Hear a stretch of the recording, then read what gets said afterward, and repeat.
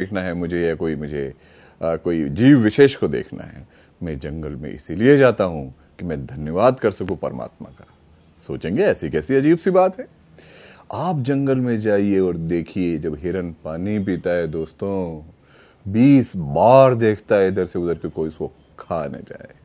और मैं कभी मटके से, कभी फ्रिज से, कभी वाटर कूलर से पानी निकाल के पी लेता हूं। मुझे कोई खाता ही नहीं है और मैं ईश्वर का धन्यवाद ही नहीं कर रहा। जंगल में आप जाओ, दो ही तरह के जानवर हैं, या तो शिकारी है या शिकार है।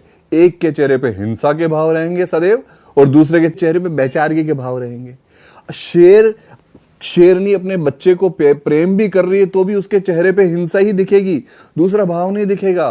और हिरन बेचारा गुस्से में होगा तो भी उसके बेचारगी के भाव आएंगे। अरे हमें मनुष्य बनाया है, एक चेहरे से हम 31 तरह के भाव प्रदर्शित कर सकते हैं और हम खुशी नहीं होते हैं कि परमात्मा तूने कमाल कर दिया। हिरन को सिर्फ घास का स्वाद दिया है दोस्तों, घास का, और शेर को सिर्फ मांस का स्वाद दिया है और हमें 7 स्वाद दे दिए। कमाल हो गया ये तो।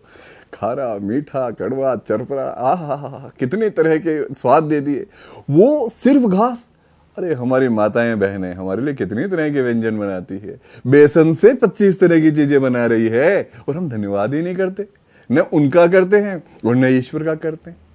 कोई सोच सकता है जंगल के अंदर कि वो सुबह उठेगा तो जीवित मिलेगा? अरे पता ही नहीं होता दूसरे क्षण का कि कब मौत आ जाएगी, और हम सुबह उठते हैं बिस्तर के ऊपर और जीवित पाते हैं स्वयं को और धन्यवाद ही नहीं देते। एक बात और बांटना चाहूंगा आपके साथ में। जंगल में जब बाघ या शेर बूढ़ा हो जाता है, दांत घिस जाते हैं, नाखून घिस जाते हैं, खुद शिकार नहीं कर पाता है, तो पता है उसकी मौत कैसे होती है? भूखे मरते हुए। जंगल का राजा है वो तो, उसके बावजूद उसकी मौत, पेट लटक जाता है जमीन पे, अंतड़ियां सूख जाती है, दर्दनाक मौत से मरता है। न तो उसकी पत्नी उसको मांस का टुकड़ा देती है मुंह में, न उसके बच्चे, न उसके भाई बंधु उसको कुछ खाने को देते हैं। भूखा मरता है जंगल का राजा। जबकि आप देखो मनुष्य जीवन में, अरे हमें थोड़ी सी छींक के आ जाती है, पूरे घर वाले परेशान हो उठते हैं। हमारी कितनी तरह की सेवा शुश्रूषा करते हैं, कितनी तरह की दवाइयां ला के देते हैं, हमारा कितना ध्यान रखते हैं। आप सोचो, ईश्वर ने मनुष्य बना करके हमारे को कितने आनंद दिए हैं, तो फिर क्यों वैमनस्य, क्यों एक दूसरे के बैर में फंसे भाई? ये तो मनुष्य जन्म कितना शानदार दिया है, जिसका आनंद लो ना, इसका आनंद उठाओ।